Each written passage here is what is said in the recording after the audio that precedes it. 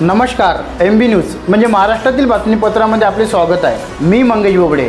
पाहूया आजची विशेष बातमी। पश्चिम महाराष्ट्रामध्ये प्रचंड पावसाचं प्रमाण वाढल्यामुळं महाराष्ट्राची भाग्यरेषा जीवनरेषा असणारी कोयना धरण हे 82 TMC पाण्याने भरले असून प्रशासनातर्फे आजच सकाळी 42,000 क्युसेक पाणी कोयना नदीपात्रात सोडण्यात आलेलं आहे।